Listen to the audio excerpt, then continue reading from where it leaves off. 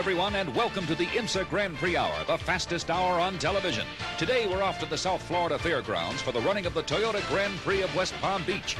Join us as we visit with a racing legend, Dan Gurney, see how cars complete an IMSA technical inspection, and talk with Linda Ludeman, the only woman to win an IMSA Grand Prix. Now, let's go trackside to Brad Sears. Thanks, Don. We have the makings of an exciting race today. Drake Olson, the young driver out of Connecticut, driving the number 98 car, Dan Gurney prepared Toyota.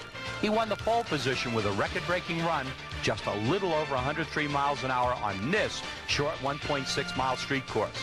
This in spite of the crew changing an engine in the car between morning practice and qualifying. Chip Robinson destroyed the 84 car during practice. The team hustled over to the Busby team to repurchase the old Elvis chassis. The crew worked around the clock, rebuilt the old car, renumbered it number 1, and it's ready to run. The weather promises to be warm and sunny all day as we get ready to go racing. Bill Bowser, what does the starting grid look like? Thanks, Brad. Starting on the pole in the 98 Toyota Eagle, Drake Olson of Connecticut. Alongside in second spot, front row, car number 60, the Castrol Jaguar, Davy Jones, New York. MTI Vacation Chevrolet 64 starts from third spot. Wayne Taylor, Orlando, Florida, the driver. Juan Manuel Fangio drives the Toyota number 99 from the fourth spot. Starting fifth, car number 83, the Nissan Turbo, Jeff Brabham, the 1989 IMSA champ. In the Castrol Jag number 61, starting sixth, John Nielsen, the Dane.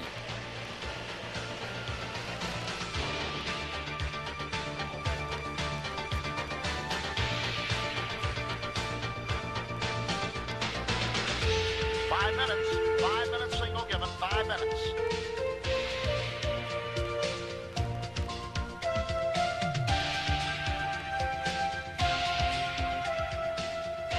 This program is brought to you in part by Toyota. I love what you do for me. And Goodyear, the best tires in the world, have Goodyear written all over them. Today on the track, we're going to see two classes of automobiles. The Grand Touring prototypes, the big cars, 800 horsepower, speeds of up to 200 miles an hour. Although on this short track, we may not see those speeds, but we will see 175 miles an hour on the back straightaway. The smaller cars, the Camel lights, not quite as fast, but highly maneuverable. They'll put on a good show here today on this 1.6-mile course.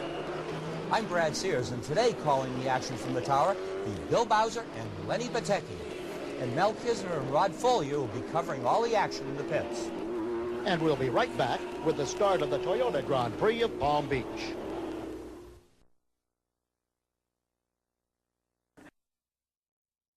Will be a Toyota. They go behind the Toyota safety car. Back out in the number 60, Castrol Jaguar. The driver, Davy Jones, out of Cortland, New York.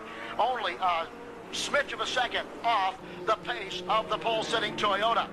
The V6 twin-turboed Castrol Jaguar XJR10 up against the powerful turbocharged Toyota Eagle, prepared by Dan Gurney and the All-American racers out of California. Very impressive for Drake also to sit on the pole here. A great qualifying effort. He's got the Toyota out in front. And I know with all the corporate folks here from everywhere for Toyota, this is going to be one fabulous show for them. And Olson can drive the wheels off the car. The Connecticut-based driver is one heck of a wheelman. And you know they're going to be going for it off the green flag. There's no doubt about it. Stacked up behind the cars. Here they come. Looks like we've got a start to go. Get up, West Palm. Wave them as they come down towards the start-finish line. The 1990 Toyota Grand Prix of the Palm Beaches, right here live in West Palm Beach. And car number 98, Drake Olson out of Connecticut. Took a couple of years off of driving, came back. He leads the 60 Castrol Jaguar. The V6 twin-turbo back into the Toyota. Goes up out of turn number 1 into turn 2, followed closely by the Jaguar automobile of Davy Jones out of Cortland, New York. And Wayne Taylor in the 64 Chevy Spice, the MTI Vacations automobile, just giving them about 2-3 car lengths as they once again go up into the horseshoe turn. I tell you, Olson put it into turn 1 so much across those washboard bumps that actually part of the Kevlar broke off of the back of the body. You saw it flailing as it came out of turn number 1. We're going to see some sparks flying down in that section of the course. Now in the 61 machine, John Nielsen out of Harsley, West Germany, the Dane driver for the Castrol Jaguar team, sitting back now in the fourth spot. And he is trying to make a move on the field, moving just a little bit away. Drake Olson on Davy Jones, on Wayne Taylor in the Chevrolet, on John Nielsen in the second 61 Jaguar. as we'll watch them again when he comes down to complete lap 1. They're doing a lap in about 4 under of the minute. Here it comes. Drake Olson and the Toyota. Then comes Jaguar, then Chevrolet Power. Castrol Jaguar, Toyota, Nissan, Pontiac Firebird, Nissan again, then Porsche way back in the line in the number 17 car. Almost back in the 9th or 10th position, so the Porsches really have to make a move on up in the Camel Lights. 32, the Buick Spice of Herman Velez, Tomas Lopez Velez at the wheel. 4, Scott Schubert wheels that Buick Spice, the yellow car in 2nd spot. While number 80 is Ruggero Melgrati out of Milan, Italy. He will share the driving chores of Martino Pinotto of Milan in the Ferrari Spice. A very competitive automobile. It'll be Buicks and Ferrari, really, I think, here this afternoon in Camel Lights in the battle between the two makes. The makes are going to make a big deal out here. Everybody really close, and an international group of drivers. Boy, West Palm is in for it. The drivers right now, though, just kind of sorting things out. A lot of them seeing how the boost's going, making sure that everything in the race car is working well. These are prototype machines right on the edge of the envelope. They are very, very delicate machines, but Olson is putting his through workout. Look at the sparks as he flies into turn number 1. Davy Jones not giving him too much of a latitude, though it seems that Drake Olson will pull maybe 1-2 car lengths away. And Davy Jones with his strategy leaving him go ahead, especially through turn number 1, where the back end seems to slide out just a little bit. And as you said, a little bit of fiberglass being shredded. He said, I think I'll back off maybe 4 or 5 car lengths to see if anything does happen to him. At least then I might be able to get around. Flames shoot out the wastegate from the back of that beautiful powered Toyota. Dan Gurney, All-American Racers. Gurney can build automobiles, there's no doubt about it. We're seeing it out here today. Gurney, no matter whether it's here at IMSA, back in his NASCAR days, he has always been a winner. And Olson, a driver out of Connecticut, is really going to put on a good show today. You know, with all that's going on out there, we are really going to see a great fight up to the front. Those Jaguars in second, they dominated Daytona. I think if you might look at it, what's going to happen is pit stops are going to be the ultimate here this afternoon. It may be won or lost in the pits, how quick the crew can get them in and out. Since they have strung out, nothing really happened so far to put anybody out attrition-wise. All cars are running as we're 3 minutes into the race. That's just about 3-4 laps, working lap 4-3 complete, Lenny. That means that it's going to really be on the pit crews and the crew chiefs to send them in quick, out quick, to get them back into the field. You lose a lap here on a 1.6-mile circuit, 11 turns, you hardly are going to catch up even in 3 hours. I think to go into deeper than that, it's not just the stops. Like you said, it's going to be the crews, and each crew member can be the crucial point in the win. A lot of times you think, oh, the driver's done so much, but with only 1 or 2 pit stops, like you say, you can lose a lap, go down, and you're only talking about minute milliseconds as they'll come in and come out of there. Each and every crew member has the pressure of the race on them when those drivers come in. Davy Jones keeps the lead car in sight from the Jaguar. Now they use the V12 Jaguar. They did so to win at the 24 Hours of Daytona with Davy Jones. And of course, he's now in the V6 twin-turbo car. He's given about 8-9 car lengths. Wayne Taylor, the Englishman, now from St. Louis, Missouri, in the Chevy automobile, the MTI Vacations car. And here it is, 2 Chevrolets and a Pontiac up in the top 8. And the General Motors people are sitting up, and they may not even hear about this till tomorrow morning when they go to the office. Whoopsie-daisy, smoke out of the right rear from the 30 Momo machine being driven by John Piero Moretti out of Milan, Italy. That's a Porsche 962C, water-cooled, and he got some smoke out of the right rear. As a matter of fact, that car was smoking earlier, I believe, today in practice. So whatever it was, they did not get it ironed out. That could be our first fall out of the race. He could be in the trailer early. Let's tell these people a little bit, Lenny. And matter of fact, he's pulled out of the race for smoke coming from the right side of the car. It looks like he's burned a tire up under the right, and it may even be a turbo. Our safety crew is going right out there, though.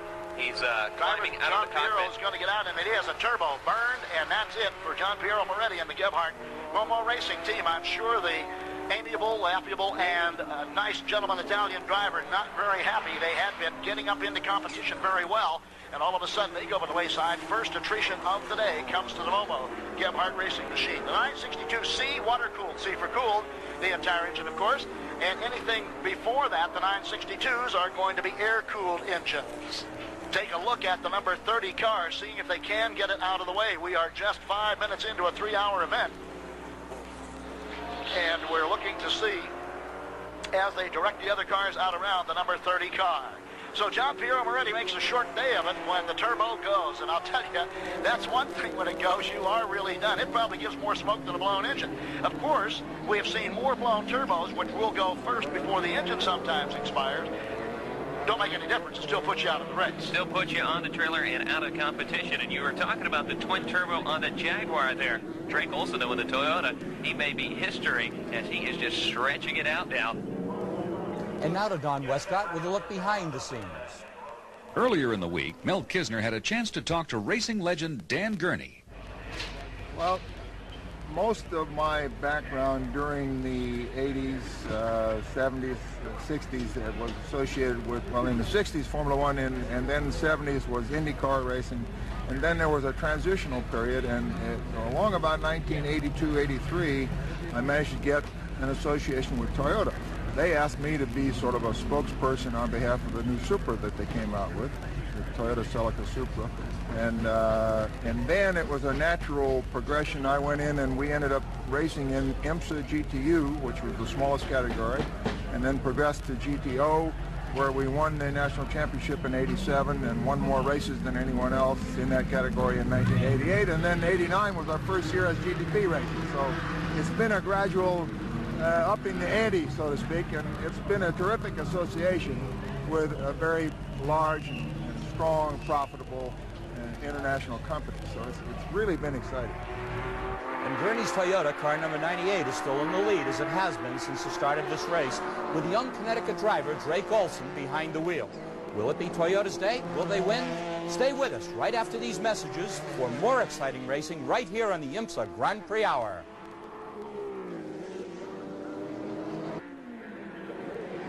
Giving a bit of a comfort zone between him and the Jaguar driver, leading him down once again. He's starting to come up on some of the lights traffic, though, He's Bill. up onto the 9 car right now, and the 9 machine will be the Howard Katz and Ferdinand de Lesseps Camel Light. Let's take a look at the leaders right now. On the leaderboard, the number 98 Toyota, driven by Drake Olson, is in first place. The 61 Jaguar, driven by Nielsen, is in second place, while third is held down by the yellow Chevrolet, the number 64 car, driven by Wayne Taylor. The 60 Jaguar with Davy Jones at the wheel is fourth, and the 99 Toyota with Fangio behind the wheel is running fifth. Now, back to more racing action. Here comes the Chevrolet right smack up onto the back. Now let's watch this second place race, as that's where it's really going to be very shortly. The 61 car, Davy Jones, the 61 car being the John Nielsen driven Jaguar, and Wayne Taylor in the Chevrolet. He is right up onto the back of the Jaguar now, looks to the inside coming down into turn 1, decides he'll follow it through 1 up into 2. Nielsen has mirrors full of yellow Chevrolet power right now, with Wayne Taylor, Jim Miller to get in at the brake. Taylor really wants the spot now. He's decided that his car is strong enough to get past the Jaguar. He's just got to find a place on the racetrack to make his move on the cat, the bow tie, back up right in the slipstream as they go down the long straightaway. The Castrol Cat trying to hold him off, though. The Jaguar leading the Chevrolet into the turns. Chevrolet now looks to the inside, maybe a peek to the outside, decides against it. They're going through what the Essence turn of the course is to be, and they are not going to try it this time around. He will wait. As a matter of fact, backs off about 2-3 car lengths, even goes up to the inside, accelerates, and decides against it back in turn number 8 and 9. No way is he going to do that one. Here comes your leader, and he's got a 55 Camel Lights Huffaker Racing automobile between he. Then comes the 32 lead automobile for the Camel Lights. Then 61, the Dane, John Nielsen, and the Wayne Taylor driven Chevrolet right smack behind. Rest of the field now looks to the inside. That second place battle, the Chevrolet. Nielsen fills up the road and fills up the track with the Jaguar, and Wayne Taylor's Chevrolet not getting around yet. Looks to the inside once again, decides against it. Some slower traffic up ahead of them, Lenny, means that meantime, while they're doing that, Davy Jones in the 60, whoopsie daisy, the Castrol Jaguar will sit back and wait as he moves up onto the back of the Chevrolet through the slower traffic. Nielsen's got to watch out the front for the slower traffic in his mirrors for Taylor. Taylor's just watching for the open spot out there. You know, you were telling me about Taylor's patience. I don't know whether he's got as much as you think he does. He is really pushing Nissan Nielsen in the Jaguar. Nielsen trying to make his way through some more lap traffic. Taylor right on him, outbraking him, it seems like, in some of these corners, but he can't get off the turns quite as quick as the Cat. Into the pits goes the number 62 Pontiac Firebird, so he's got a problem already early on. It's not time to come in yet. It takes about 50 minutes. That's when they should start coming in for what you might call scheduled pit stops, fuel and possibly a driver change. That car touched the wall, number 62, the Pontiac, up in turn 3, and that's what brought it in. See, there's some damage to the left-hand front side. It looks like that's where they're looking now.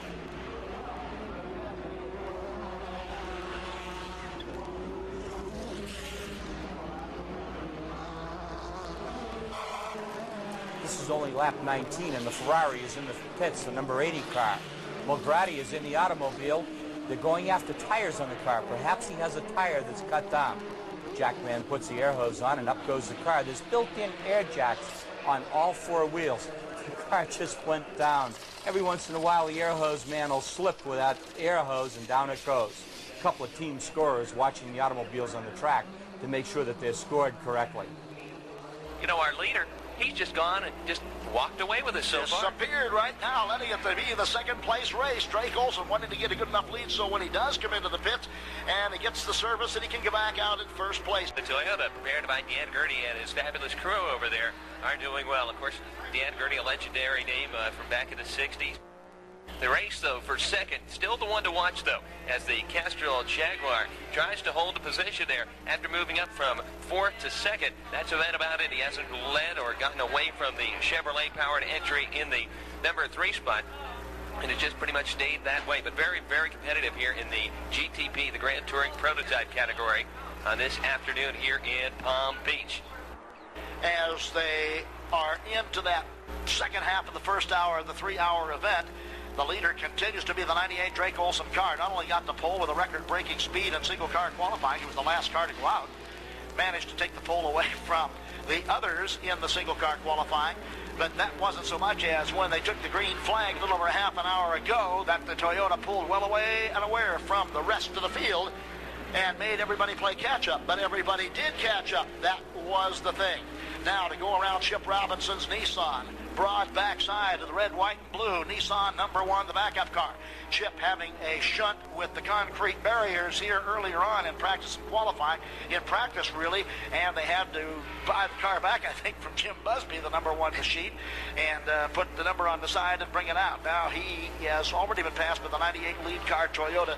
Dan Gurney prepared All-American racers and driven the Eagle automobile by Drake Olson out of Connecticut. Olson, as we had been saying most of the weekend, Lenny, had taken a hiatus from racing a year or so, didn't even get in a car. Then last year decided at Lime Rock, I think I'll drive again.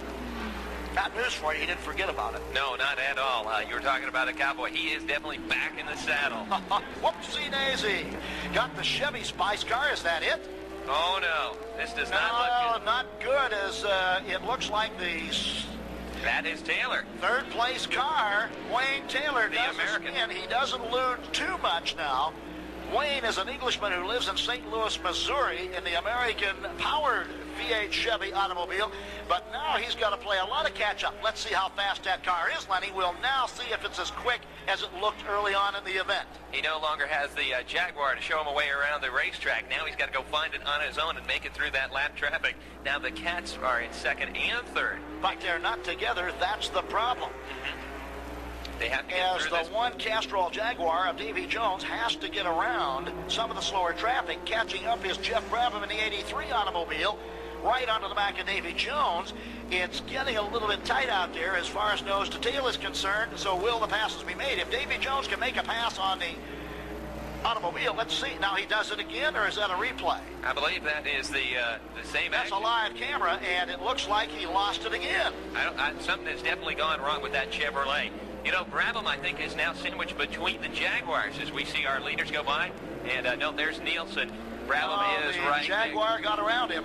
So, matter of fact, the 83 Nissan of Jeff Brabham's catching up to the number 1 Nissan of Chip Robinson, with the 83 car closing on it, trying to get around the Davy Jones automobile, trying to get around the number 1 Chip Robinson that everyone else had got around before. You know, if those two Jaguars could mount up, you talked about driving between the Chevy and the Jag before. Think about it, if you've got two Jaguars, they can really go chasing that Toyota. The two Nissans might be tagging up to do a little chasing also. Here comes the second place Jaguar, number 61. Here comes the 60 car. He gets around, so he is now trying to play catch up to the 61 car, trying to get to the back of the John Nielsen driven 61 Jag is Davy Jones in the 60 Jaguar. Jones in the 60 Jaguar almost got into some cement over there coming out of turn 1. Got the car into the dirt. Kicked up quite a rooster tail. Out of turn 1, a lot of those people have put the wheel off onto the right side after having tried to take that bump as best they could. Sometimes there's no good way to take it. As we saw earlier on today in the Luke Clutch Challenge, a number of cars didn't know how to take that turn. Now they were trying the pinball method off the wall there. Yeah, and didn't have to put a quarter in a machine. Exactly. To get 5 steel balls to work on. We'll try to check out the Camel lights for you here. It looks like it's going to be 32, 4, and 19 will be the running order there. 32, Furman Velez, the Spaniard. He'll be relieved when he comes in the Buick Spice car, the Canada Shoes automobile, by Guadalajara, Mexico's Tomas Lopez, both of them points leaders in the Camel Light division of Camel GT IMSA Racing. Scott Schubach and Linda Ludeman. Ludeman, of course, the defending champion here, along with co-driver Scott Schubach from last year in the Buick Spice, chasing down the 32 Buick Spice. The number 19, Denon, digital audio Ferrari Spice is in third spot with David Tennyson at the wheel presently. Well, here comes in the 64 is going to come in now. Out over they go. Let's see if there's a driver change made in the automobile or not. It looks like Wayne Taylor. That's the Chevy on the pits. They are opening up the driver cockpit. There will be a driver change. Jim Adam in and Wayne Taylor out. So and you got to give Taylor a hand. He did a great job. Here goes Adam being tucked in there. They're going to strap the Simpson safety gear around him. The Chevrolet getting service as the crew members clean the windshield and change all 4 tires. At 44 minutes into the race, even though they lost some time, this may be an advantage to them in a way.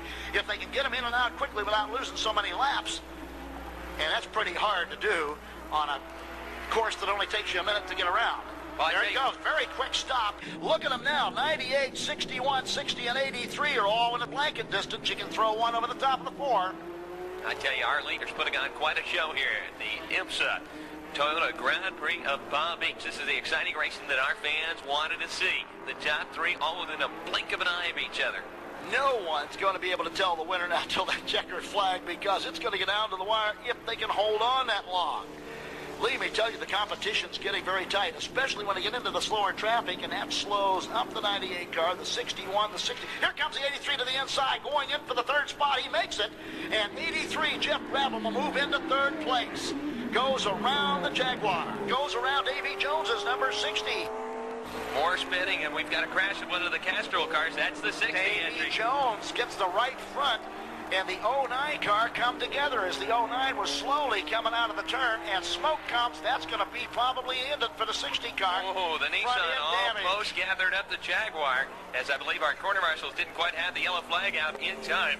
The cat was almost fresh meat out there out of that turn. Davy Jones, who had lost a position to the number 99 Toyota Juan Fangio car. We're going to go to a full course yellow. We'll be right back with more on the Grand Prix Hour. It's the emergency vehicle of IMSA. It goes out. The driver is okay in any incident. It carries aboard a trauma physician and a licensed IMSA driver. Major repairs on the 99 or the 98 car come in. They're going to put a back end on, I believe, the 99 car. And the 98 comes in. Drake stays in. Quick service back out for the lead automobile and driver. Very quick on the Dan Gurney team for the 98. The 99's in a little longer, as they're going to put another, probably a back fiberglass piece on that. Here's a replay of the accident. The wind's friction-proofing Pontiac, the number 10 car on the inside, is boxed in. Nissan swings right. Fangio in the Toyota comes out and right across in front of Davy Jones. Davy Jones hits him. As he hits him, he bounces off of him into the wall, and that's the end of the day for Davy. The Wynn's Pontiac is in the pits, as everyone else is, during this yellow caution flag. The Wynn's car comes in, driver change, fuel, tires. Everyone is going to take advantage of this. This is kind of a good thing to have happen, a yellow flag, when normal pit stops need to occur. It keeps the teams from losing place out on the track during the green flag pit stop. They still have to hurry to get out of the pits on time. In other words, they still can lose places even though they're under the yellow flag. This is a fairly lengthy pit stop for the team. Buckling the new driver in the automobile. getting ready to get back on the track.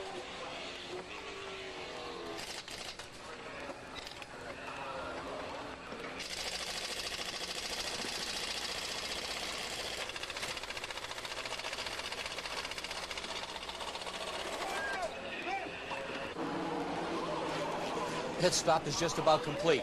Getting ready to push the car away, get it back. Wait a minute, an IMSA official is holding the car up. Now she's letting it go.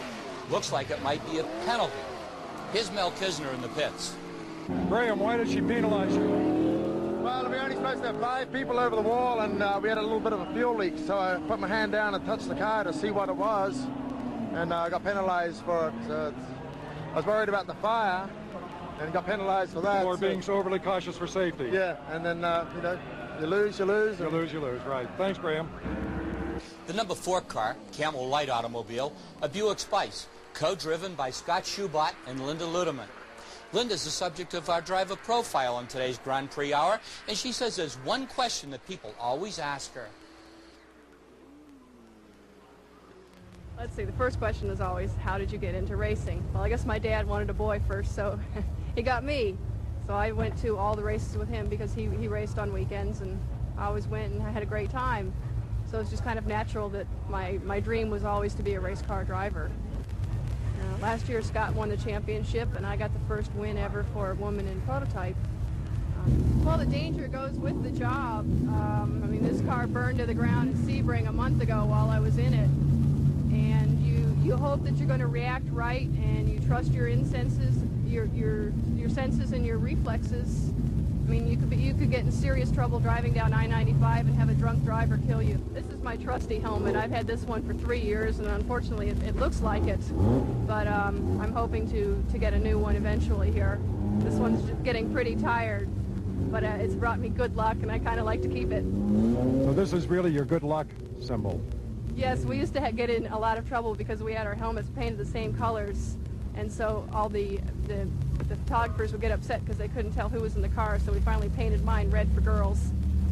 Red for girls, not pink? I didn't want to wear a pink one. On our leaderboard at this point in the race, the lead car, the number 98 Toyota, driven by Drake Olson. The second car, the 61 Jaguar, driven by John Nielsen. In third place, the 83 Nissan, driven by Derek Daly. The 17 Porsche, number 4, with Kenny Atchison behind the wheel. And in fifth place, the number 1 chassis, the Nissan, the old Elvis chassis, with Bob Earl behind the wheel. Climbed up into fifth place, and he's running strong. Now back to more racing action. The number 4 car, just having gone out, Scott Schubott, and he's out of the car. It is stalled on course. Back to racing. 98 Drake Olson brings the Dan Gurney Toyota up over the bump. Here comes the 83 Nissan. Derek Daly now at the controls of the number 83, having got in for Jeff Brabham, going to try to keep the car up there. Now, look at the race between the two Nissans, the 1 and the 67 automobile. Back into the 5th and 6th places, the number 1 car went around the 67. He'll pick up a spot. Olson put a hole shot on the Nissan as Drake really got the Toyota out in front. He leaped as they came towards that green flag. He was ready to go. That's what he did on the green flag at the start of the race over an hour ago, Lenny. He managed to get the leap on the flag. That meant he pulled about 25 car lengths ahead of the rest of the field. That gave him a little bit of a pad, and he kept that pad for quite a while. Castrol Jag Automobile 61. John Nielsen got the twin turbos kicked in on the 83 car. So Daly got a surprise of his life when that automobile went around the 83. He's going to have to play catch up now. You know, if you recall, the Nissan, when Brabham was driving it at the start of the race, went backwards in the field and then kept up. And he went back from 5th to like 7th or 8th. Now he started in 2nd. If he can replay that, go back to 3rd or 4th and come to 1st.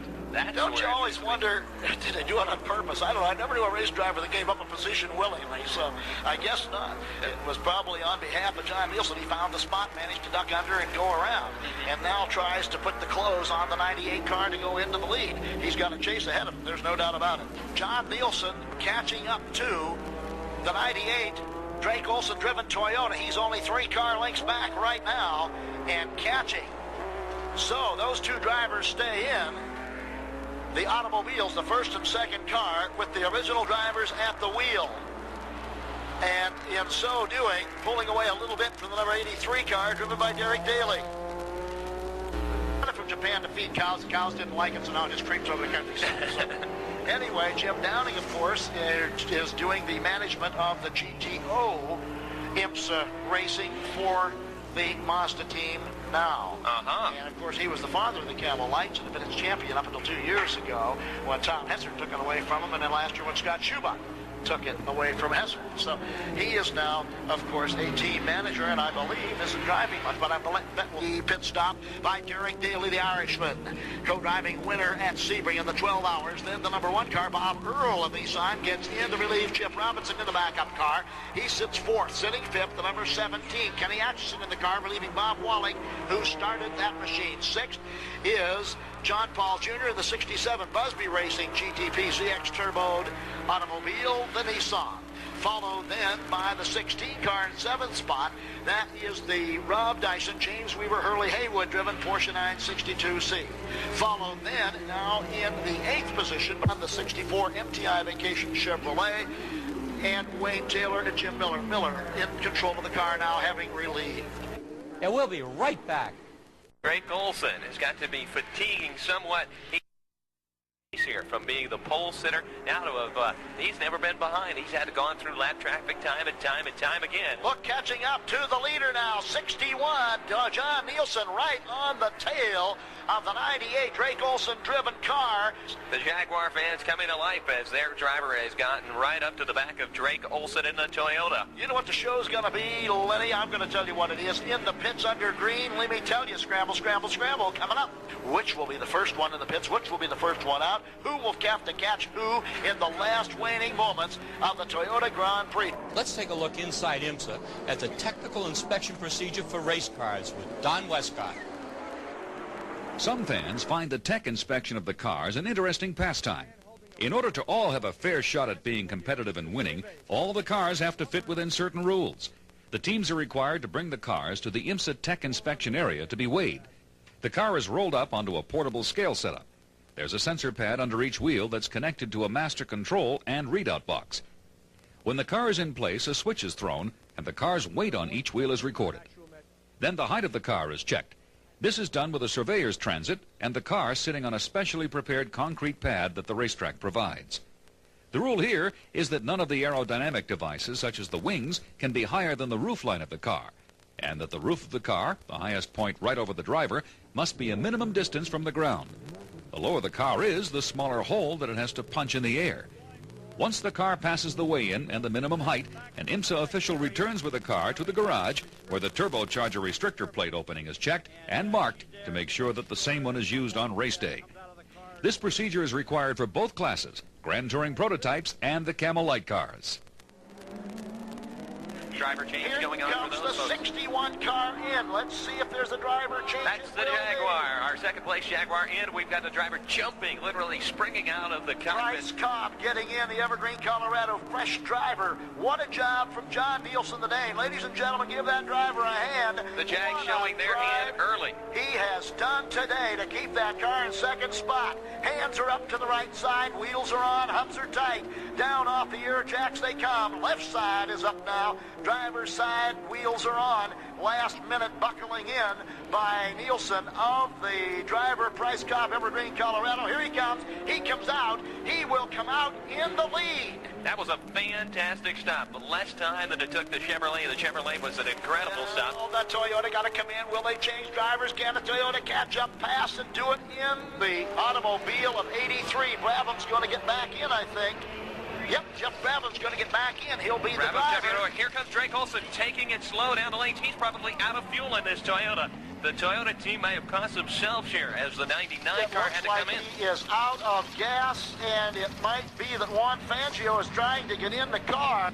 The 61, he goes by. 61 will be the new leader. And the Nissan is out and away ahead of the Toyota also. Oh, three abreast into the turn. Holy Toledo as they went into there. Doggies, I don't know. That's getting wide in turn number 3. Look at him at 3 wide still. Race fans, look at this. The Toyota Grand Prix of the Palm Beaches. Well, I tell you, you may have been sitting on your hands before. Get on them and cheer for these Bryce guys. Cobb takes over the lead. Now let's watch the Dan Gurney pitch. Drake Olson getting his service. Still there. Time clicking away. Time clicking away. The crew does not seem like they are moving quickly there. There's a problem in the driver compartment as they're trying to put the seats down on Fangio. making sure that the belts are all tight on them. They're ready to push that 98 out into No, wing door goes down off the jacks, refires. Here's it come, big push. Out they go.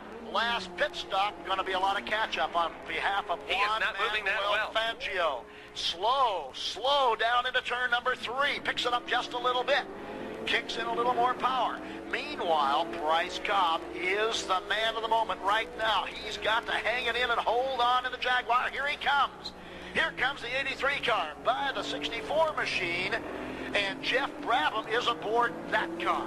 So now you've got a Jaguar leading the Nissan here at the Toyota Grand Prix of the Palm Beach. The Toyota led the whole first 2 hours, but now he's not even in the top 3. The Jags are on top, and Jeff Brabham, remember, he won the last event in Road Atlanta. He's a defending GTP champion, and he's knocking at the door for the win here today. Was it the 17 car showing smoke that we saw come down the line? He also, I believe, went out of the pits with some smoke on 2, so a couple of the cars showing some smoke out there right now. We'll get the numbers for you when they come by.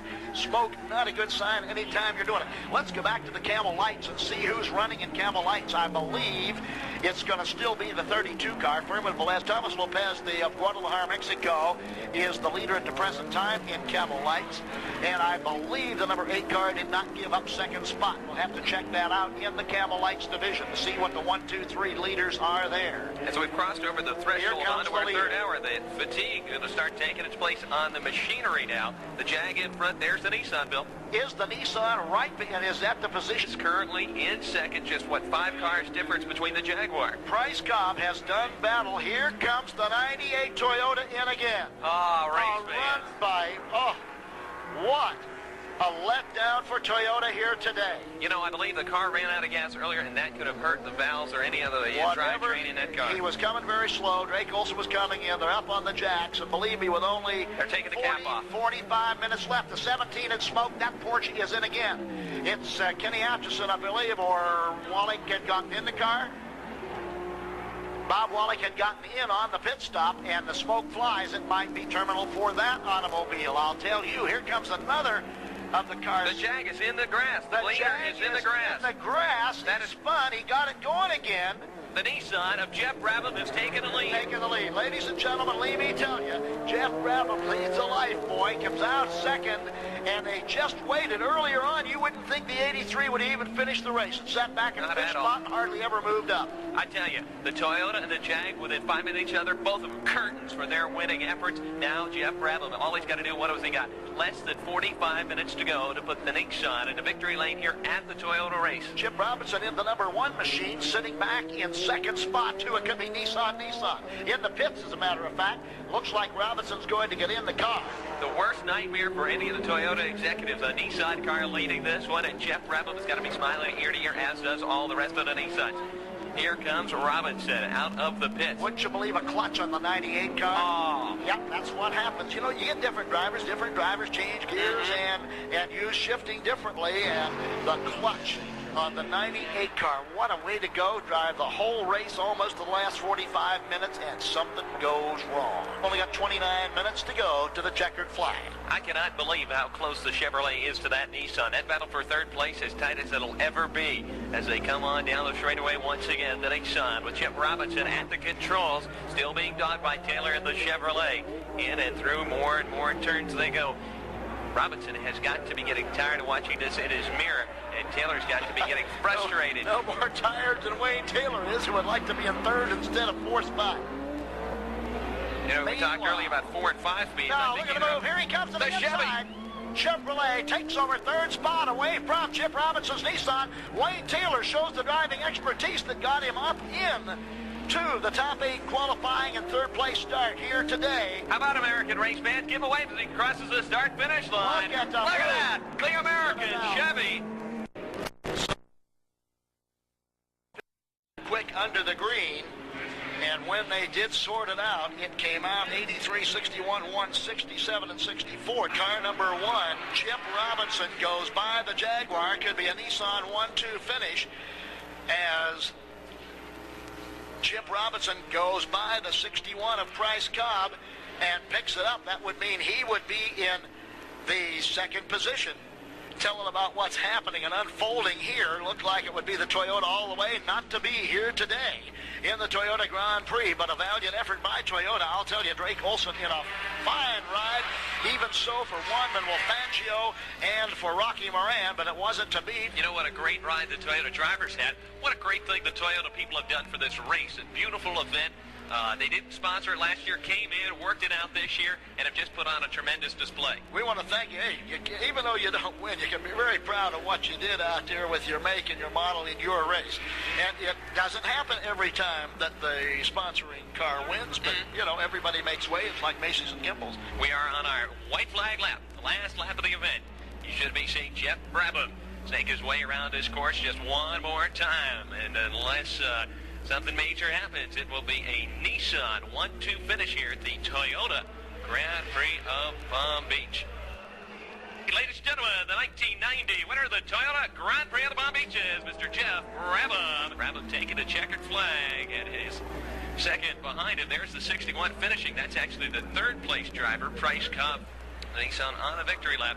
2 hours of Toyota dominance fading away to a Nissan victory here. And the 1990 record book will state Jeff Brabham in a Nissan taking the win after 3 hours of competition here at the Fairgrounds in West Palm.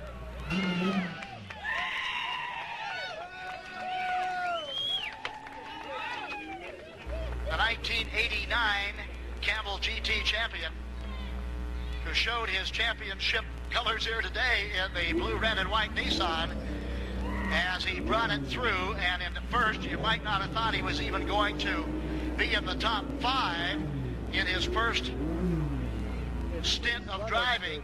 Then was relieved by Derek Daly, and then, of course, got back in the automobile to make known.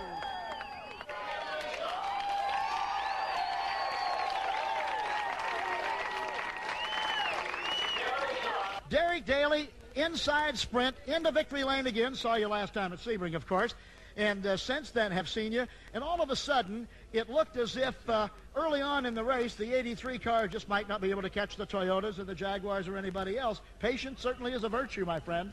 I think it really is. It's fair to say we probably didn't have enough outright speed to handle the Jaguar or the Toyota, but just like Atlanta, we were prepared to just make it a hard grind every lap, and luckily, just like at Atlanta, halfway through the race, it began to come back to us, and we were prepared for that and just drive as consistently as we could. And hey, 3 in a row for me, I can't complain. You guys got a team going, believe me. Let's talk with Jeff Brabham. Well done, Jeff. Jeff, let me tell you something. I was just telling him, patience is a virtue. You proved it today.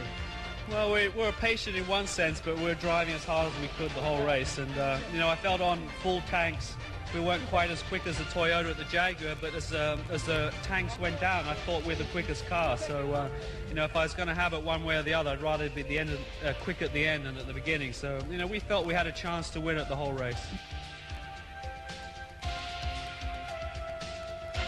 Our winners, Jeff Brabham and Derek Daly in the 83 Nissan, Chip Robinson and Bob Earl in the number 1 Nissan, and John Nielsen, Price Cobb representing here in the Jaguar XJR10. This is Don Westcott for Brad Sears, Bill Bowser, the entire staff of Omni TV Sports, and the International Motorsports Association. Thanks for joining us, and drive safely.